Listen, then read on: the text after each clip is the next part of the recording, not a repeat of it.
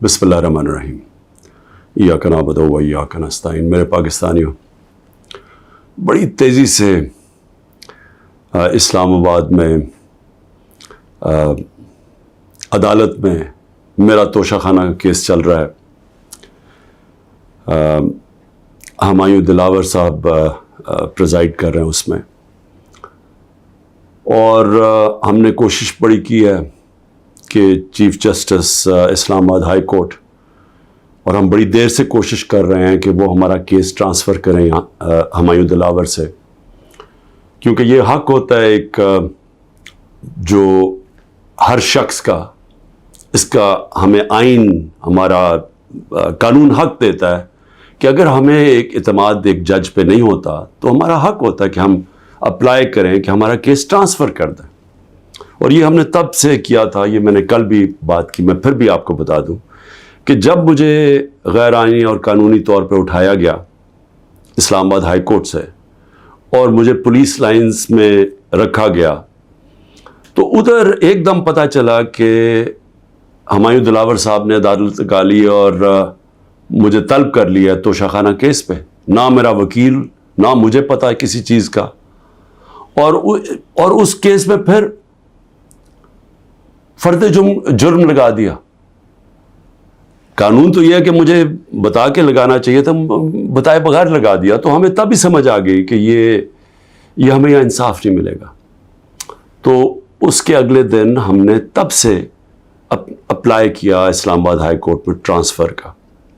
अब मैं बात कर रहा हूँ 12 मई को, ये तकरीबन अब समझ लें कि 3 महीने गुजरने लगे हैं।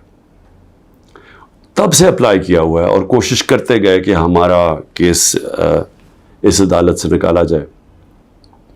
उसके बाद बहरहाल जो मैंने आपको बताया कि केस हुआ, मैंने 35 सवाल दिए गए। मुहर्रम की 3 छुट्टियां थी, बड़ी मुश्किलों से हमने वो अकाउंटेंट को ढूंढा। असल में ये सारे सवाल टैक्स के बनते हैं। ये जो इस अदालत में सवाल हैं, ये हैं सारे टैक्स के, क्योंकि कहा जी आपने ये डिक्लेयर नहीं किया, आपने ये बेचा, ये डिक्लेयर नहीं किया। तो मैंने वो सारे 35 के 35 सवालों का जवाब दिया, और हर एक का जवाब मैं खड़े होकर अदालत में एक एक का जवाब दिया। तो वो जो एक जगह, और इन्होंने सरकारी 2 गवाह पेश किए। अब सरकारी गवाह क्या उन्होंने गवाही देनी थी, तो हमने कहा क्योंकि वो जो जवाब हैं उसके लिए मेरे अकाउंटेंट की ज़रूरत है, क्योंकि एक 40 साल से मेरे अकाउंटेंट वही फर्म है। मेरे पास जो पैसे आते हैं, जो मेरे खर्चे होते हैं, वो मैं उनको बता देता हूँ। वो फिर टैक्स फॉर्म्स भर देते हैं, वही इलेक्शन कमीशन की फॉर्म्स भरते हैं, वही वेल्थ टैक्स जो होता है वो भरते हैं। तो उनके पास सारा रिकॉर्ड होता है। तो अब मैं तो नहीं जवाब दे सकता कई चीज़ों के। तो मैंने गवाह के अंदर अपने अकाउंटेंट को कहा कि वो बैठे, और वो जो ख़ास तौर पे एक जगह पे बात फंसी हुई है कि जी पैसे तो आप शो कर रहे हैं, लेकिन पैसे के ऊपर आपने ये नहीं लिखा कि तोशाखाना का पैसा था। अमाउंट पूरा है लेकिन तोशाखाना नहीं, वो नहीं लिखा। तो ये अकाउंटेंट ने बताना था कि वो फॉर्म उसने जैसे भी भरी, क्योंकि फॉर्म तो वो भरता है। बहरहाल 1 घंटे का टाइम दिया गया और कहा कि 1 घंटे में अब ये नहीं पहुंचेगा तो चलो। अब अकाउंटेंट 1 घंटे में कैसे पहुंच सकता है? ये कोई मिलिट्री ट्रायल तो नहीं हो रहा।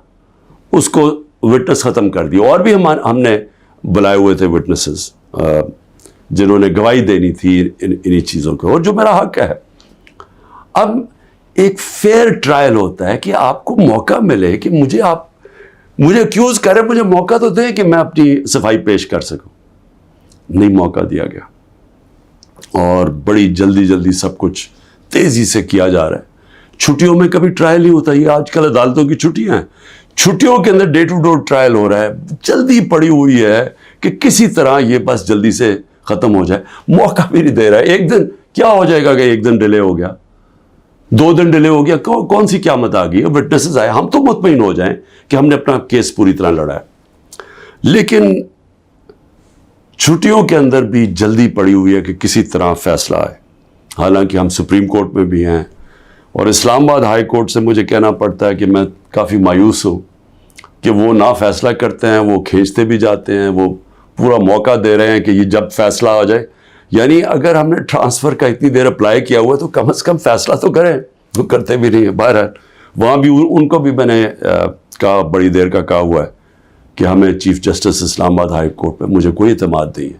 جب مجھے اٹھایا گیا وہاں سے, آپ سوچیں کہ مجھے غیر قانونی اور آئینی طور پہ اٹھایا گیا ان کی عدالت سے, اور تو اس کے بعد تو پھر لوگوں کو کنٹرول ہی کرنا پڑے گا, تو انہی حربوں سے کنٹرول کرنا پڑے گا. اور مجھے جو خوف آ رہا ہے, میں آخر میں صرف یہ بات کرنا چاہتا ہوں کہ اس وقت جو پختونخوا ہے اس کی ہمیں فکر کرنی چاہیے, کیونکہ ان کی کوئی اپنی الیکٹڈ گورنمنٹ نہیں ہے اس وقت. ان لوگوں کو اوپر مسلط کر دیا ہے جن کی کوئی قانونی حیثیت نہیں ہے, اور وہ جو وہاں کر رہے ہیں, جس طرح کی کرپشن ہو رہی ہے, اور جس طرح کا وہاں وہ صوبہ آہستہ آہستہ وہاں دہشت گردی بڑھتی جا رہی ہے, لا قانونیت بڑھتی جا رہی ہے, تو وہ تو لوگوں کو پہلی نوجوان وہاں سارے قبائلی علاقے کا جو جس طرح کی تباہی مچی تھی, جس طرح کی قتل و غارت ہوئی ہے قبائلی علاقے میں, ڈرون اٹیک سے, ملٹری آپریشنز, اوپر سے طالبان ایک طرف, وہ دوسری طرف فوج, تو وہ جو لوگوں سے ہوا, جس طرح کی تباہی مچی وہاں, تو وہ تو اسی سے ابھی نکل رہے ہیں. تو اگر یہ اسی طرف چلا گیا پھر سے, تو مجھے تو سمجھ نہیں آ رہی کہ کیا جو اس وقت فیصلے کر رہے ہیں اس ملک کے, کیا ان کو اندازہ ہے کہ نیچے گراؤنڈ کے اوپر کس طرح کا غصہ اٹھ رہا ہے. کیا اندازہ ہے کہ جب وہ پولیس لائنز کے اندر جب 100 پولیس والے شہید ہوئے تھے, پتہ ہے نیچے سے کیا آوازیں آ رہی تھیں, اور اب جو بجوڑ میں ہوا اس کے اوپر سارے پختونخوا کے اندر کس طرح کا غصہ گیا. کیا کسی کو اندازہ ہے کہ یہ کس طرف جا سکتا ہے. اور میں اس لیے کہہ رہا ہوں کہ بہت ضروری ہے, ایک ہی طریقہ ہے کہ یہ جو نیچے گراؤنڈ کے اوپر غصہ ہے یہ تب نکلتا ہے جب الیکشنز کرواتے ہیں. الیکشنز میں لوگوں کا غصہ نکل جاتا ہے, اور پھر ایک جب منتخب گورنمنٹ آتی ہے لوگ امید لگا لیتے ہیں, اور ہوتا کیا ہے کہ وہ جو سارا ٹیمپریچر ہے وہ نیچے آ جاتا ہے, سٹیبلٹی آ جاتی ہے, استحکام آ جاتا ہے ملک میں. تو یہ جو دوسری طرف ابھی کوششیں ہو رہی ہیں, جو لوگ اس ملک میں جن کا جینا مرنا ہے ان کو خوف آنا شروع ہو گیا. جو 12 لاکھ یہاں سے پروفیشنلز چھوڑ کے گئے ہیں اور جا رہے ہیں, آج ہمیں سمجھ آنا چاہیے کہ ان کی امید ختم ہو گئی ہے. یہ سب سے خطرناک چیز ہے کہ ایک معاشرے میں لوگوں کی امید چلی جائے. تو جس طرف ہم جا رہے ہیں یہاں تو کوئی روشنی نہیں نظر آ رہی, اور اگر انہی لوگوں نے بیٹھے رہنا یا اسی طرح پاکستان میں الیکشنز کے بغیر ایک کنٹرولڈ گورنمنٹ چلانی ہے اور لوگوں کو کنٹرول کر کے چلانا ہے.